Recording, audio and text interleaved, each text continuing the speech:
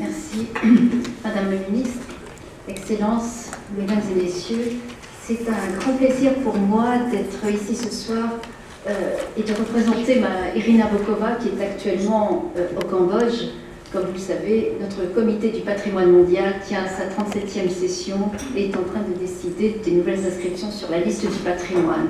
Donc, c'est un moment qui est tout à fait bienvenu, Madame le ministre, que de parler de la culture au service du dialogue, puisque précisément à ce moment précis, nos collègues sont au Cambodge en train d'identifier ces sites qui sont des sites représentant des valeurs universelles et de ces sites qui devraient être le symbole pour nous du ciment autour desquels nous allons construire une meilleure compréhension entre les peuples, un futur plus serein et un futur plus respectueux.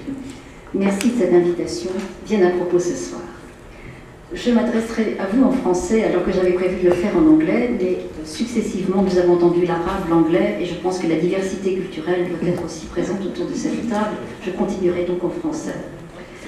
Comme vous l'avez dit, Madame le ministre, la globalisation est effectivement un mouvement qui est grandissant, mais qui dit globalisation dit aussi grandes et nouvelles opportunités pour ouvrir des nouveaux moyens de coopération, des nouvelles fenêtres de coopération.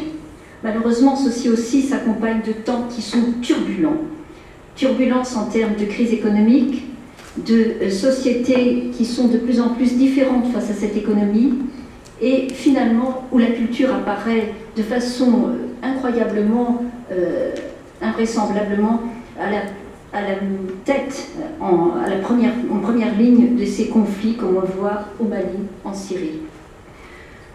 Je tiens à faire une parenthèse ici. Entendons-nous souvent les appels de la directrice générale de mobilisant la communauté internationale lorsque l'on voit des destructions du patrimoine se manifester dans certains pays de la planète?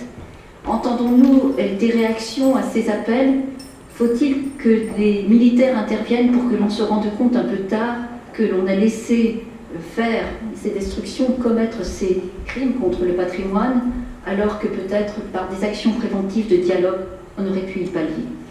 C'est, je crois, un souci constant et grandissant qui fait que nous avons, grâce à la globalisation, accès à cette information en direct, mais que finalement, non seulement il n'y a pas dialogue, il y a tolérance et même peut-être parfois indifférence. Ceci, aujourd'hui, nous appelle aussi à considérer que la diversité des États membres face à toutes ces crises est devenue une question centrale des relations internationales, mais aujourd'hui, adresser la diversité culturelle entre les États est devenu, certes, un problème essentiel, mais aussi approfondir davantage la diversité culturelle à l'intérieur même des États. Voilà notre challenge réel. Le dialogue est essentiel et de lui dépend bien sûr l'inclusion sociale, la solidarité, pour éviter la pression de cette fragmentation des peuples entre eux au niveau global, mais aussi à l'intérieur de chacun d'eux. Pour l'UNESCO, la paix ne peut pas se baser exclusivement sur des arguments et des arrangements économiques et politiques. Elle doit être fondée sur une solidarité morale et intellectuelle de l'humanité. Cette solidarité doit être construite sur le dialogue, l'échange, le respect, la compréhension mutuelle. C'est une vision humaniste que notre directrice générale a promis de promouvoir depuis sa première élection en 2009 et sur la base de laquelle l'UNESCO s'engage à renforcer les fondations de la paix à travers la coopération dans le domaine de l'éducation, de la science, la culture, la communication et l'information. Si vous vous souviendrez qu'en 2001, nous avions adopté la Déclaration universelle sur la diversité culturelle qui avait déjà promu une nouvelle vision du vivre ensemble et du développement durable. Avec cela, avec ce texte, les États avaient accepté de reconnaître que la diversité culturelle était un impératif éthique, inséparable du respect des droits de l'homme. 2001, nous sommes en 2013, ça fait 12 ans déjà. Les cultures sont bien sûr différentes autour du monde, mais l'humanité est une communauté unique qui doit être rassemblée autour de ces droits de l'homme, et pour être rassemblée, encore faut-il que nous soyons en état d'esprit de dialogue et non d'indifférence. la coexistence passive, la tolérance ne sont pas suffisants. Souvenez-vous que fut un temps, nous avions l'idée de développer des manuels pour la tolérance. Eh bien, la tolérance n'est pas suffisante. Tolérer, c'est parfois, quelquefois, accepter aussi ce qui ne convient pas, ce qui ne va pas. Nous faisons un pas de plus ce soir en parlant du dialogue, et je crois que c'est important que désormais nous passons à ce stade encore plus efficace, plus engagé, d'une paix qui requiert, pour construire une paix qui requiert des nouvelles formes et des formes d'un dialogue continu et d'échange continu, mais un dialogue qui soit positif, c'est-à-dire qui repose sur la compréhension de l'autre, la connaissance de l'autre. Utilisons ces nouveaux moyens de communication, d'information, et donc cette coopération intellectuelle dont l'UNESCO a en quelque sorte la responsabilité pour connaître davantage la différence de l'autre et s'en imprégner. Vous avez, Madame le Ministre, proposé des modalités de coopération pour que les jeunes générations se connaissent davantage. Je crois que vous avez là ouvert une porte qui semble infiniment importante. Comprendre la différence de l'autre, pas simplement la tolérer, mais la connaître pour mieux l'accepter et vivre avec la différence de l'autre. À partir du moment où, quand comme vous l'avez dit, certaines communautés terroristes viennent détruire des mausolées, ça veut dire que nous avons nous-mêmes été dans l'incapacité de donner l'éducation à ceux-là même qui détruisent. Nous avons été dans l'incapacité, nous avons été faibles pour ne pas savoir donner cette éducation, pour faire en sorte que ceux-là qui sont ignorants viennent détruire ce qui est pourtant leur culture, la culture de l'autre. L'éducation est à la base, bien évidemment, de cet esprit de dialogue que nous promouvons. Ce sont ces directions qui guident l'action de l'unité de l'UNESCO dans nos activités, y compris, je dois le dire, bien souvent nos partenariats avec des partenaires qui sont très importants. Je veux citer ici l'Alliance de Civilisation, mais il y a bien d'autres partenaires, et je prie de m'excuser, d'excuser l'absence de citation des partenaires qui seraient autour de cette table. Elles ont inspiré notre action qui nous a conduit à guider l'action de l'année pour les rapprochements des cultures en 2010. Et puis ce sont ces principes mêmes qui guident notre action pour promouvoir nos 7 principales conventions sur la protection et la promotion du patrimoine culturel dans sa diversité. Et je vous fais ici l'économie de ces 7 conventions qui protègent le patrimoine, qu'il soit tangible, intangible, sous les eaux, ou bien la diversité des expressions culturelles. Ils sont bien sûr ces principes de tolérance, de dialogue, de compréhension et de respect de l'autre. Ils sont au cœur même de la mise en œuvre de la Convention de 1972, dont nous avons fêté le 40e anniversaire l'année dernière, et de la Convention sur le patrimoine immatériel, dont nous fêtons cette année le 10e anniversaire. Et je crois que Bahreïn a un très beau centre à cet effet pour le promouvoir. Ce sont dans ce même état d'esprit que nous allons guider la décennie internationale pour le rapprochement des cultures de 2013 à 2022, qui a été mise en place et approuvée par l'Assemblée générale des Nations unies en décembre dernier, pour promouvoir le dialogue interreligieux, interculturel et construire un esprit de compréhension pour construire la paix. Nous avons, je dois dire, quelques résultats encourageants. L'ambassadeur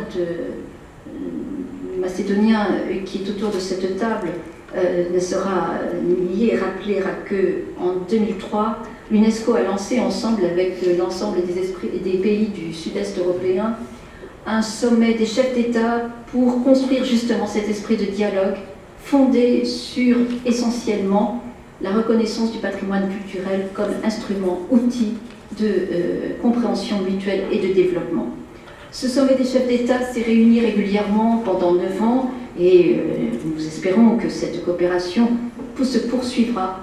On a réussi ainsi à construire un esprit de dialogue autour d'une dizaine de chefs d'État, autour d'un esprit de reconnaître un patrimoine commun comme outil de compréhension mutuelle et outil de reconstruction d'une région qui a été décimée par les conflits pendant les dernières décennies du XXe siècle.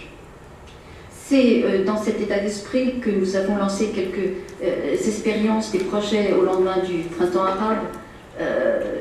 c'est aussi dans cet état d'esprit que nous sommes en train de revoir les manuels d'histoire et d'études dans les États arabes, avec une coopération entre les États européens et les États arabes. Ce sont une série d'expériences que nous lançons imprégnées de cette dynamique. Nous avons la conviction que la culture est définitivement cruciale pour achever les objectifs du millénaire. Et là, nous arrivons à un point clé qui est d'actualité, puisque, comme vous le savez, en 2010 et 2011, l'Assemblée générale des Nations unies à New York avait adopté des résolutions qui reconnaissaient l'importance de la culture comme instrument comme vecteur de développement, bien que la culture à l'origine n'ait pas été reconnue comme un objectif du millénaire. Aujourd'hui, le combat de notre directrice générale, et avec votre soutien à vous tous, est définitivement déterminé. Elle était la semaine dernière, le 13 juin dernier, assistant à un séminaire particulier pour promouvoir la culture dans l'agenda du post-2015. Nous sommes au lendemain du congrès de Hangzhou qui s'est tenu en Chine sur culture, une clé pour le développement durable. L'UNESCO veut inscrire cette culture dans l'agenda mondial pour le post-2015 et notre directrice générale n'épargnera aucun effort pour conduire cet agenda. Il me paraît absolument clé que cela soit inscrit et que le monde reconnaisse que l'on ne peut construire un monde de développement durable sans que la culture soit reconnue comme un outil de ce développement. Bien sûr, mesdames et messieurs, nous sommes dans un moment clé, crucial, puisque c'est à ce moment même que se discute de ce futur pour l'après 2015, et sans vouloir, disons, sous-estimer, sans vouloir minimiser le pouvoir de la diversité culturelle, nous pensons qu'il est clair qu'au moment même où à Bruxelles, quelques différences sont en train de naître sur la notion de diversité culturelle qui doit être inclus ou pas inclus dans des discussions, des arrangements commerciaux, il y a là peut-être quelques réflexions à avoir. Peut-être ne savons-nous pas adresser suffisamment l'importance de cette culture, de cette créativité qui est au cœur même de ce dialogue et de cette compréhension mutuelle. Comment peut-on développer des accords commerciaux si nous ne laissons pas se développer les outils pour permettre aux créateurs de s'exprimer et d'exprimer cette différence qui est en nous et qui va nous permettre de mieux nous comprendre. Il ne s'agit pas simplement de parler de défis économiques, mais il s'agit véritablement de permettre justement aux acteurs du monde du commerce de demain de comprendre que sans une diversité culturelle assumée, promue et encouragée par les différents États membres, alors les accords économiques pourront naître dans la sécurité et dans la sérénité. L'économie ne doit pas être un outil qui doit être au service de batailles et de nouveaux combats, de nouveaux conflits, mais au contraire, elle doit comprendre que la culture peut être un outil de diplomatie qui va favoriser peut-être l'essor d'arrangements économiques au profit de tous, mais au profit surtout d'une paix et d'une sécurité qui ne verra plus des conflits comme nous en voyons actuellement dans le monde arabe, où certains se développaient dans l'Afrique subsaharienne, dans d'autres régions du monde. Voilà, le débat est devant nous, c'est l'essence même du nouvel humanisme promu par notre directrice générale pour le XXIe siècle. Nous sommes UNESCO au service des États membres de la communauté entière. Sachez qu'à Bruxelles, nous sommes un peu préoccupés de voir que dans l'agenda pour le changement, qui est actuellement en cours de débat devant le Parlement européen, et la culture n'est pas mentionnée. La culture n'est pas mentionnée dans l'agenda pour le développement et la coopération. Nous en sommes un peu tristes, insatisfaits, parce que derrière cela, il semble que repose peut-être comme l'on dit en anglais, un misunderstanding.